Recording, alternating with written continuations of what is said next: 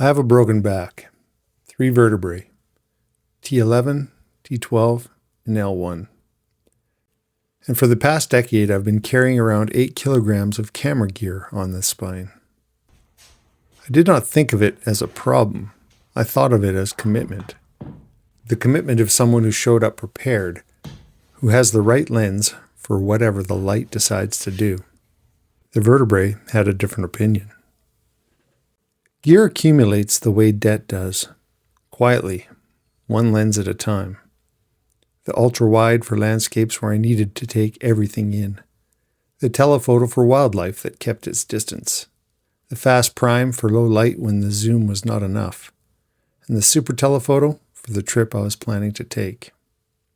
Each purchase felt justified, and each lens earned its place through at least one image I could not have made without it. But over 20 years, justified becomes heavy. There is a specific belief underneath gear accumulation that most photographers don't name out loud. The belief that more options makes you better. That carrying every possible focal length protects you from missing the shot. It doesn't protect you. It slows you down, physically and creatively. When the bag weighs more than the work it is carrying, something has gone wrong with the calculation. 7.5 kilograms on a broken spine. Not for one shoot, for every shoot, every day, for years. I used to pick this up without thinking about it. The 70-200, almost 2 kilograms. One of the most useful lenses I own. I've carried it up ridgelines, through markets, pre-dawn fields and weather I would have not chosen. And now I realize I'm carrying a version of myself that no longer exists. The photographer who broke his back last winter and spent 3 months learning what his body would and would not absorb anymore. That photographer is me. And he's also someone I'm still getting used to. Most photographers carry gear for a version of themselves that no longer exists. The wildlife shooter who has not been to a hide in 2 years.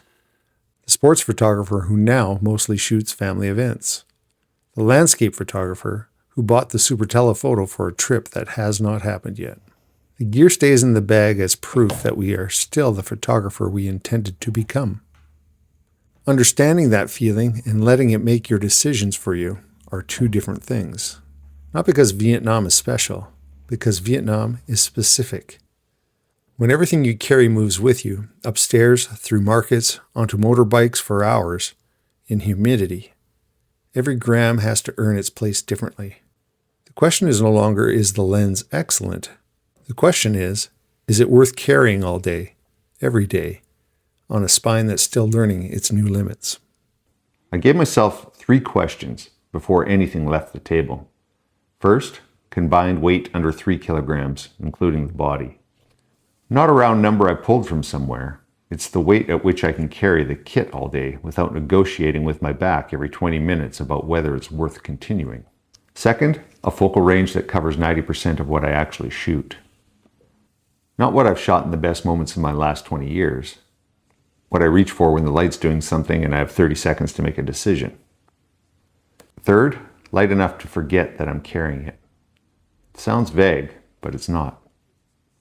There's a specific physical experience of the bag that doesn't demand your attention, where the weight becomes background instead of foreground, where you're thinking about the light and composition instead of your spine. That's the kit I'm looking for, not the lightest possible kit. The lightest kit that still gives me what I'm going to Vietnam to make. This is what stayed, the 28-105 millimeter, 440 grams, less than half the weight of the 24-70 it's replacing.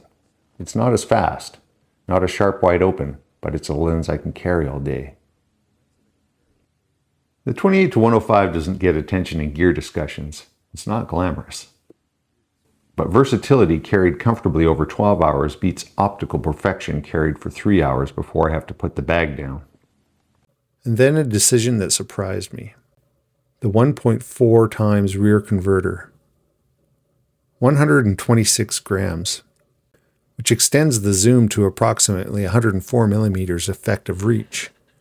Enough compression for street scenes, enough reach for layered landscapes, and the kind of compressed city views I expect to find in Saigon and Hoi An. I had dismissed rear converters for years as a compromise tool. Tools that cost you sharpness and light in exchange for reach. And that assessment is correct in controlled conditions where you can be selective.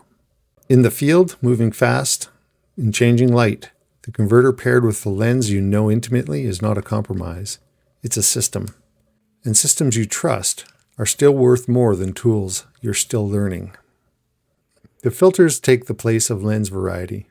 A circular polarizer recovers sky information that no amount of post-processing can recreate. A graduated ND holds full dynamic range of the scene in a single exposure instead of bracketing or blending afterwards. These are creative tools that expand what the kit can do without adding meaningful weight. The tripod is carbon fiber, light enough that I carry it every time instead of leaving it in the room because it feels like too much effort. If the tripod is too heavy to bring, it'll stay behind at exactly the moment you need it most. That's not a coincidence, that's physics. The 70-200, I made a wildlife series with that lens that I'm still proud of. Lynx in October light. The compression it gives at 200 millimeters on a full frame sensor makes the animal and the landscape occupy the same plane, and you feel the density of the place. The ultra wide, every time I've put that lens on in a landscape and crouched close to the foreground subject, the world has reorganized itself into something that feels more immersive rather than observed. It's a perspective that does something no other focal length does. The Super Telephoto. I bought it for a trip I have not taken yet. The images it was going to make are still theoretical. I'm putting it into storage to wait for a version of me that can carry it again. That might be the most honest thing I've said about this whole process. 4.9 kilograms removed. That's not a trivial number. That's the difference between the photographer who walks another kilometer to find the right angle and the one who shoots from the nearest accessible point because everything else costs too much to consider. The limitations of that small kit are real. There are images that 28-105 will not give me that the heavier system would have. I've made that trade with open eyes. But those images would require a body that can carry the gear to make them. And that's the trade I'm making. The memories are not inside these lenses. The Lynx images from October, the foreground compositions that only an ultra-wide can make possible. The images I've not yet made with a super telephoto. None of that lives in the glass. It lives in the photographer who was there. And that photographer is going to Vietnam. The lenses can wait. There's something I keep noticing about this kit. Not the weight, though the weight is obnoxious. Something else. It requires less protection of territory. When you carry 8 kilograms, some part of your attention is always managing the bag, making sure the 70-200 doesn't swing against anything, calculating whether the next steps ahead are worth it, watching the distance to the next place so you can set it down. The smaller kit doesn't do that. It just comes with you. And there's something in that difference that feels like it's about more than photography. I've been carrying a lot of things on this spine for a long time. Some of them weigh 8 kilograms. Some of them weigh considerably more. The decision to cut weight, to carry only what has genuinely earned its place. That decision does not begin and end with the camera bag. It's a practice. And Vietnam is where I'm going to find out how far it extends. The instinct to carry more is the instinct to feel prepared. And feeling prepared is not the same as being ready. Readiness is not about what's in the bag, it's about being able to move towards the light when it appears without hesitation, without negotiating the weight on your back or the options in your kit.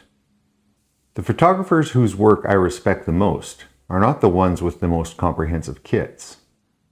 They are the ones who know their tools so completely that the tool disappears inside the image. Where you look at the photograph and see the place, not the equipment. That's the photographer I'm trying to become. Not by carrying more, by deciding clearly, without apology, what is essential. And then trusting that decision. The next episode takes this kit into Vietnam for the first time. The streets of Saigon, the lanterns of Hoi An, and the fishing villages around Da Nang. We'll find out together what this small system can do. If you want to go deeper on the photography techniques behind this trip before the episode arrives, the free guide on landscape photography is in the description. It's the clearest starting point I know. If you want to follow along with this channel and this journey, like the video and subscribe. Keep watching as I document the real process, step by deliberate step. The light doesn't wait, and neither should we.